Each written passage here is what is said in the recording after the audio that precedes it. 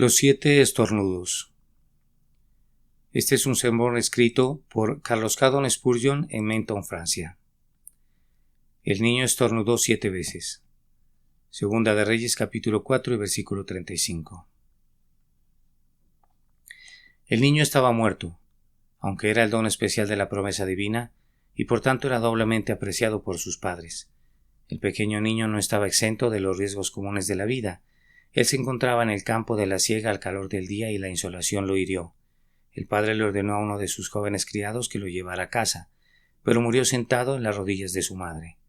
La valerosa mujer estaba transida de dolor, pero llena de energía y de espíritu. Cabalgó en busca de Eliseo, el hombre de Dios, para hablarle de su dolor, para echarle en cara la bendición de corta vida que había recibido a través de las oraciones de Eliseo.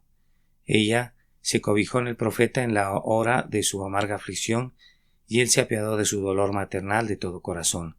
Eliseo se apresuró al aposento donde el niño se encontraba tendido sobre una cama, y allí solo ejercitó el poder sagrado de la oración. Una y otra vez luchó, y al fin prevaleció. Así que en el caso de la feliz Sulamita fue cierto que las mujeres recibieron sus muertos mediante resurrección. Tal es el poder de la fe cuando usa el arma de la oración confiada. Aún las puertas del sepulcro no pueden prevalecer contra ella. El modo de operación del profeta cuando se tendió sobre el niño y puso su boca sobre la boca del muchacho, y sus ojos sobre sus ojos y sus manos sobre las manos suyas, está lleno de instrucción. La vida espiritual es el don de Dios, pero si los muertos han de ser resucitados por nuestro medio, debemos entrar en una identificación de corazón con ellos. Debemos crear un contacto espiritual e identificarnos en gran medida con aquellos a quienes queremos bendecir. El Espíritu Santo obra por medio de aquellos que sienten que darían sus vidas por el bien de otros y quisieran impartirles no solamente sus bienes y sus instrucciones, sino darse también ellos mismos para que de todos modos salven a algunos. La primera clara evidencia de que el niño había sido restaurado a la vida fueron sus estornudos. Sin duda eso regocijó grandemente el corazón del profeta. También nosotros que buscamos el bien de otros, nos exultamos grandemente cuando nos vemos favorecidos de ver señales de gracia en aquellos por cuyo bien laboramos. En todas las reuniones evangelísticas, la gente entregada debería estar muy atenta buscando a las personas convictas de pecado, o con una conciencia despierta, o que de cualquier otra manera hubiesen experimentado el poder del Espíritu dador de vida. Sería bueno que estas personas vigilaran con ojos instruidos para que no buscaran lo que nunca podrían encontrar, ni pasaran por alto aquello que les debería dar una convincente evidencia. Podemos discernir más fácilmente las señales de la vida natural que las señales de la vida espiritual. Requerimos de práctica y experiencia en referencia a este asunto más misterioso, pues de otra manera podríamos causarnos gran dolor a nosotros mismos y a aquellos a quienes queremos favorecer.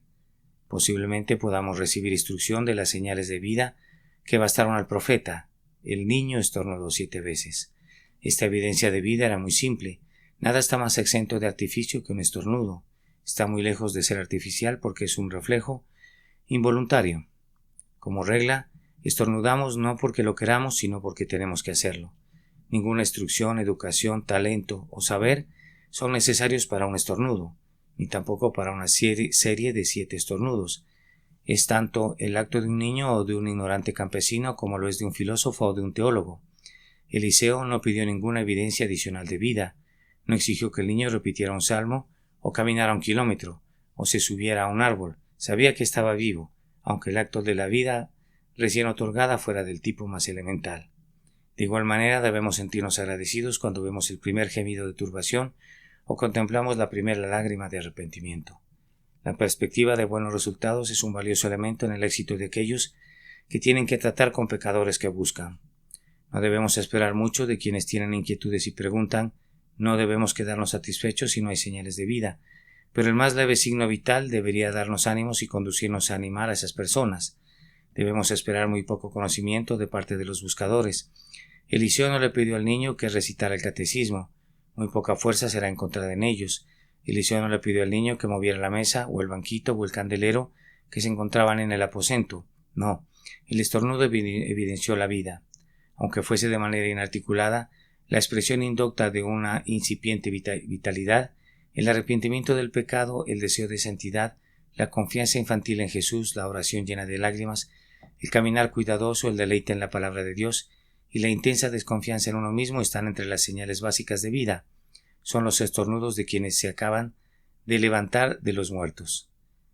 Tales muestras han de ser vistas en todos los que viven en Sión, ya sean viejos o jóvenes, y por esto no son pruebas de crecimiento, sino de vida, y nosotros debemos tratar con la vida inicialmente. El crecimiento es una consideración posterior.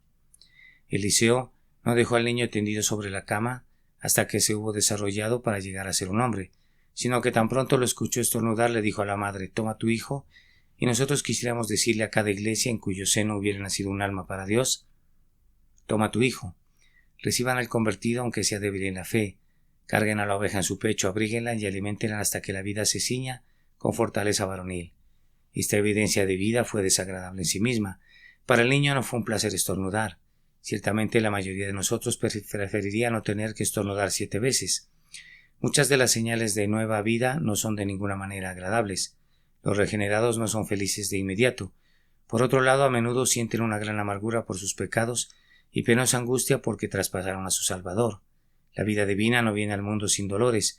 Cuando un hombre ha estado a punto de ahogarse y ha sido reanimado mediante masajes, los primeros movimientos de la sangre dentro de las venas producen hormigueo y otras sensaciones que son intensamente dolorosas. El pecado ocasiona un entumecimiento en el alma y va acompañado de una ausencia de sensación. Esto cambia cuando la vida llega con su mirada de fe, pues el primer resultado es que los hombres miran a aquel a quien traspasaron y se duelen por él. Algunos consideran que las emociones agradables son los signos más claros de gracia, pero no lo son. «Soy tan feliz» es con frecuencia una señal mucho menos cierta que «estoy muy afligido porque he pecado». No tenemos muy alta opinión del himno «Feliz el día», a menos que haya sido predecido o precedido del fúnebre lamento «Oh, que me fuera quitada mi carga de pecado». Además, un estornudo no es algo muy musical para quienes lo oyen, y de igual manera los primeros signos de gracia no son en sí mismos placenteros para quienes están observando a las almas. Nuestras mentes pueden dolerse grandemente al ver la aflicción y el desaliento de un corazón compungido, y sin embargo eso que vemos podría ser nada menos que una señal cierta de vida renovada. No podemos deleitarnos en quebrantamientos de corazón y en convulsiones del alma, considerados aisladamente. Por el contrario, nuestro empeño sincero es aplicar el bálsamo del Evangelio y quitar tales dolores, y sin embargo se cuentan dentro de los signos más seguros de la vida de Dios en el alma, en sus etapas iniciales, y debemos estar agradecidos siempre que las veamos. Eso que los mundanos condenan como melancolía es a menudo para nosotros una señal esperanzadora de meditación profunda, y esa desesperanza en el yo que el ignorante deplora es causa de congratulación entre aquellos que oran por las conversiones. Nos deleitamos en las aflicciones de los penitentes por causa de sus resultados, pues de lo contrario, no nos deleitamos en el sufrimiento humano, sino todo lo contrario. El niño estornudó 7 veces. Las evidencias de vida fueron muy monótonas. Una y otra vez se le vino un estornudo y nada más. Ningún cántico, ninguna nota musical, ni siquiera una dulce palabra, sino un estornudo y otro estornudo y otro estornudo, 7 veces. Sin embargo, los ruidos no molestaron al profeta, que estaba sumamente contento al escuchar los sonidos de vida, que en este caso eran muy particulares en cuanto a su carácter musical. El niño vivió y eso le bastó. Muchas veces la conversación de los que inquieran es muy molesta. Repiten el mismo relato melancólico una y otra vez. Habiéndoles respondido infinidad de veces, vuelven a hacer las mismas preguntas y a repetir las mismas dudas.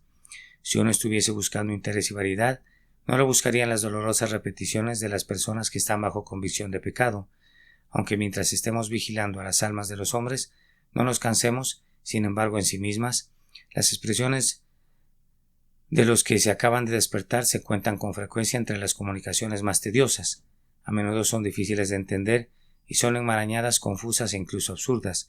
A menudo delatan una ignorancia culpable y una obstinación pecaminosa, combinadas con orgullo, incredulidad y obstinación, y sin embargo en ellas hay un algo secreto que da muestras de un despertar a una vida más elevada, y por eso gustosamente les prestamos oídos.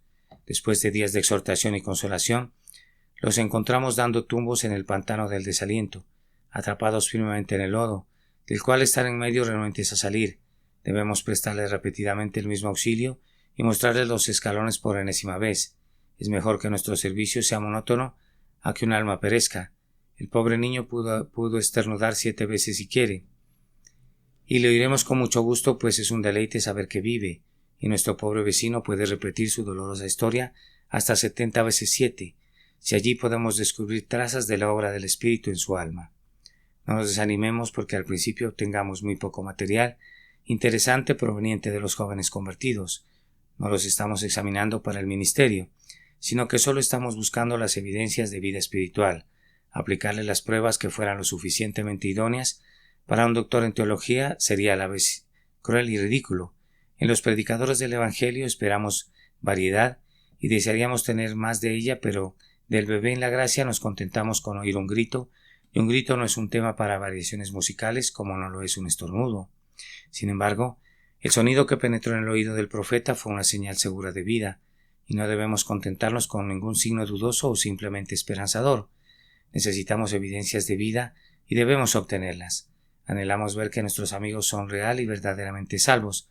Solamente demuéstranos que han pasado de muerte a vida y nos regocijamos aún con la más ínfima forma de esa prueba, pero menos que esto no nos deja tranquilos. Simples resoluciones de reforma o incluso la reforma misma no podrán fin a nuestra ansiedad. Ninguna plática sutil o alguna emoción expresada o una excitación notable serán capaces de satisfacernos. Necesitamos que sean convertidos, que nazcan de nuevo de lo alto, que sean hechas nuevas criaturas en Cristo Jesús. El niño pudo haber sido lavado y vestido con sus mejores vestidos, pero esto no habrá cumplido el deseo del profeta. El muchacho podría haber sido ataviado con una guirnalda de flores y sus tiernas mejillas podrían haber sido maquilladas imitando un sonrosado tinte, pero el santo hombre habría permanecido insatisfecho. Él debía tener un signo de vida. Independientemente de cuán simple sea, debe ser cierto un signo vital, pues de lo contrario sería en vano. Nada podía ser más concluyente que un estornudo. Recordamos un caso en el que un espectador amoroso se imaginó que un cadáver movía su brazo, pero era solo la imaginación, secundando el deseo nacido del afecto. Sin embargo, en un estornudo no hay lugar para la equivocación, mucho menos en 7 estornudos. El profeta pudo llamar a la madre sin temor a equivocarse para entregarle a su cuidado a su hijo vivo. De la misma manera, nosotros pedimos señales indisputables de gracia, y mientras no las vemos seguiremos orando y vigilando y sintiendo una dolorosa ansiedad. Hasta aquí nos hemos adherido al texto, y como nuestro espacio es limitado, solo podemos agregar estos pocos preceptos. Que los que viven en Dios crean que Él puede resucitar a los que están muertos espiritualmente, que los impíos sean su ocupación diaria, que los lleven donde las almas son revividas, es decir, bajo el sonido del Evangelio, y que luego sabiamente y en continua oración vigilen los resultados. Mientras más vigilantes haya en una congregación, mucho mejor. Mucho mejor serán los mejores aliados del predicador, y acrecentarán grandemente el fruto de sus labores. ¿Qué dices tú, querido amigo en Cristo, al respecto? ¿Puedes intentar este servicio? Requiere de gracias más que de dones, de afecto más que de talento. Levántate para prestar este deleitable servicio y vigila hasta que veas los signos de la vitalidad espiritual. No importa cuán inadvertidos pasen para otros, que no se escapen de tu ojo, ni de tu oído, ni de tu corazón. Debes estar listo para cuidar al recién nacido, aunque no se pueda decir nada más de él excepto el niño estornudó 7 veces. Amén. Los 7 estornudos. Este fue un sermón escrito por Carlos Haddon Spurgeon en Menton, Francia. El niño estornudó 7 veces. Segunda de Reyes, capítulo 4 y versículo 35.